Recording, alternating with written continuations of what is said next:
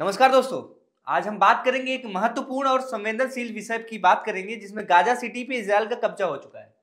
यह कदम क्यों उठाया गया है और इसकी योजना क्या है, इसके परिणाम जो है वो कितने गंभीर हो सकते हैं। तो चलिए बिना किसी देरी के साथ इन तमाम विषय पे विस्तार से बात करते हैं। समय है अगस्त का और 2025। इजराइल ने ऐलान किया है कि ऑपरेशन गिदेओन के साथ 60,000 रिजर्व सैनिकों की तैनाती और वहीं साथ में 20,000 सैनिकों की सेवा अवधि बढ़ा दी गई है।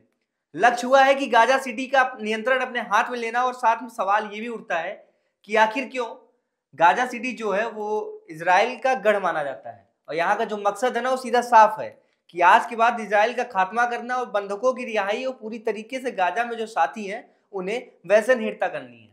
दोस्तों, इस ऑपरेशन को 4 चरणों में अंजाम दिया गया। अब आपसे मैं बात करूं तो ये जो ऑपरेशन हो रहा है इसको 4 चरण में इसका अंजाम दिया गया है। पहला जो हमला होगा वो हवाई हमले के साथ ही ड्रोन स्ट्राइक करेंगे और उसके बाद जमीनी घुसपैठ करेंगे और साथ में गली गली तलाशी कर हमास का सफाया करेंगे। और अंतिम चरण का जो है ना वो थोड़ा सा सोचने पे निर्भर करता है। जो आखिरी चरण है वो प्रशासनिक नियंत्रण रखता है। कुल 4 चरण है। 4 चरण में पहला और जो अंतिम का चरण है वो थोड़ा गंभीर है क्योंकि अंतिम का जो चरण है वो प्रशासनिक नियंत्रण रखता है। लेकिन इस पूरे खेल का सबसे बड़ा असर किस पे पड़ता है, ये सोचने वाली बात है कि ये पूरा जो घटना हो रहा है इस पूरे घटना का जो असर है वो किस पे पड़ेगा। नॉर्मल सी बात है कि जो वहां के रहने वाले हैं, जो वहां की जनता है, ये सारा असर उन्हीं पे पड़ेगा। गाजा सिटी जो है वो करीब 10 लाख लोगों की आबादी वाला क्षेत्र है। वहां 10 लाख लोग हैं और हजारों घर और 10 लाख लोग तबाह हो चुके हैं। वहां पे ये भी आदेश आ चुका है कि वहां के जो अस्पतालें हैं उन्हें दक्षिण की ओर शिफ्ट कर दिया जाए और हर तरफ तबाही का ही सैलाब है। और बात करें अगर गाजा की जो हॉस्पिटल है, अगर हम बात करते हैं गाजा सिटी में जो मौजूद हॉस्पिटल है उनको बोल दिया गया है कि आप अपने हॉस्पिटल को दक्षिण की ओर शिफ्ट करिए क्योंकि यहाँ कभी भी युद्ध हो चुका है। आप देखेंगे गाजा में हर तरफ तबाही का ही माहौल है। संयुक्त राष्ट्र और मानव अधिकार संगठन इसे युद्ध अपराध कह रहे हैं। 20 से ज्यादा अरब देशों ने इसका विरोध किया और विरोध में खड़े भी हुए हैं। यूरोप और अमेरिका बैठे हुए हैं, साथ ही पूरी दुनिया चिंता में है कि अब आगे क्या होगा। सोचने वाली बात है कि इसके आगे क्या होगा। करीब 75% तबाह हो चुका है हिस्सा। इजराइल कहता है कि ये सिर्फ ऑपरेशनल कंट्रोल है, ना कि स्थायी कब्जा है। लेकिन जानकार कहते हैं कि साफ साफ अंतरराष्ट्रीय कानून का उल्लंघन है। तो क्या यह कम मध्य पूर्व में नए काम की तूफानी की शुरुआत करने वाला है? कुछ संभावित नतीजे नागरिकों के विस्थापन के साथ साथ नया विद्रोह और इजराइल का वह ज्यादा वैश्विक अलगाव किए हैं। और सबसे बड़ा एक लंबा खूनी खराबी वाला संघर्ष है ये जो इजराइल और गाजा का संघर्ष है ना, ये सबसे बड़ा एक लंबा खून खराबों वाला संघर्ष है। जी बिल्कुल। गाजा सिटी पे इजराइल कब्जा यह सिर्फ सैन्य ऑपरेशन नहीं है बल्कि आने वाले समय की राजनीतिक और विश्व शांति की दिशा बदलने और तय करने वाला कदम है। गाजा और इजराइल का तमाम वो हिस्से दिखाएंगे जो विलुप्त हो चुके हैं, जो इस मैप से ही गायब हो जा रहे हैं। मैप से गायब होने का मतलब ये है कि जिस तरीके से यहाँ पे हर तरफ तबाही मच रही है, न दिखने लायक घर बचा है और न दिखाने लायक जगह बची है। अब हम बात करेंगे उस मैप पे जिस मैप को आपको दिखाएंगे किस तरीके से गाजा इजराइल एक दूसरे को तबाह करने की अहम सीमा पे पहुंच चुके हैं। ये मैप जो आप देख रहे हैं, इस मैप में 4 पॉइंट हम डिनोट करेंगे। सबसे पहला ये जो भी येलो लाइन दिख रहा है ये वह जगह है जहां खाली कराए गए क्षेत्र गाजा पट्टी खाली क्षेत्र है।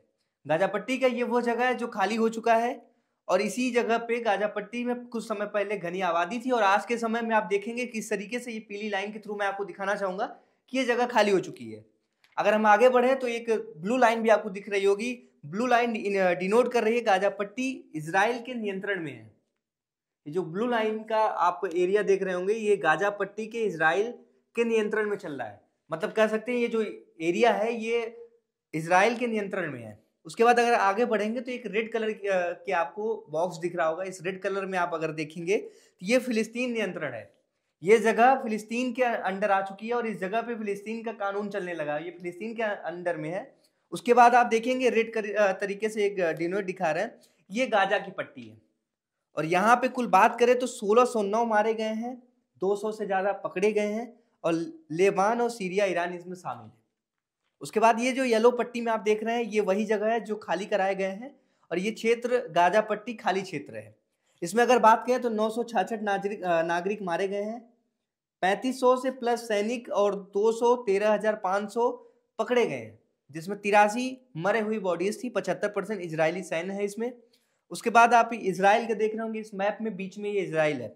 यहाँ पे 15,673 लोग घायल हो चुके हैं, 12,000 से ज़्यादा हिरासत में है और 3,500 से ज़्यादा जो सैनिक हैं वो मर चुके हैं। बीच में आप देख रहे होंगे किस तरीके से रेड जो डिनोट किए हुए हैं, जहाँ फिलिस्तीन नियंत्रण है, यहाँ पे सबसे ज़्यादा तबाही वाला क्षेत्र है। यहाँ पे 75,916 से ज़्यादा लोग घायल हुए हैं, 65,000 से ज़्यादा लोग मरे हुए हैं, मृत पाए गए हैं और 23,000 से ज़्यादा ऐसी लाशें मिली हैं जिनका न धड़ है न तन है। अगर नीचे आप देखेंगे तो ये लगातार 1 साल 10 महीने 2 सप्ताह और 1 दिन का ये वो तबाही का मंजर है, जहाँ पे ये पूरा मैप बाहर निकल के सामने आया। 4 बातें आपको बताया हूँ, एक येलो पट्टी, रेड पट्टी और ब्लू पट्टी। इनमें आप देखेंगे किस तरीके से कुछ जगह खाली करा दिए गए हैं जो कि गाजा पट्टी में आ रहे हैं, कुछ जगह ऐसे हैं जो इजराइल के नियंत्रण में है, तो कोई जगह ऐसी है जो फिलिस्तीन के नियंत्रण में है। गाजा पट्टी आज भी अपने आप को असहम महसूस कर रहा है। यहाँ पे 1609 मारे गए हैं, जिसमें से सिर्फ 1 वर्ष 10 महीने 2 सप्ताह और 1 दिन का ये डाटा है। ये 1 वर्ष 10 महीने 2 सप्ताह 1 दिन का ये मैप है। जो ये इस मैप में आप देख रहे हैं किस तरीके से इसमें 80 से ज़्यादा, कहीं ना कहीं 1,000 से ज़्यादा की जो लाशें हैं ना विलुप्त हैं। इसी इजराइल में अगर आप नीचे देखेंगे तो 1,56,573 लोग घायल हुए हैं, जिसमें 12,000 से ज़्यादा हिरासत में आए हैं।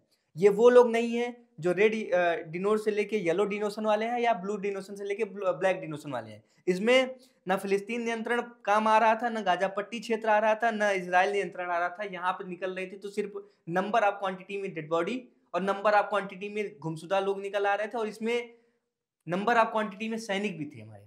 हर वो क्षेत्र जहाँ पे ये घटना हुई है, जहाँ पे मैं आपको बताऊं 75% कुछ होता है। ये जो 75% है, आप देख सकते हैं किस तरीके से ये आबादी वाला क्षेत्र था और आज यहाँ पे विलुप्त हो चुके हैं। इजराइल से लेके रेड पट्टी, अगर आपको डिनोशन के लिए मैं दिखाया हूँ तो खाली कराए गए क्षेत्रों में सबसे ज्यादा मौतें सामने आई हैं, जबकि उस जगह को पहले से ही गाजा पट्टी खाली करा चुकी थी, फिर भी वहाँ 13,500 से ज्यादा सैनिक मारे गए हैं और 23,000 से ज्यादा लोग वहाँ पे घायल हो चुके हैं। इसी वजह से हम बात करेंगे इजराइल से, तो 1,56,000 लोग घायल हुए हैं। धन्यवाद।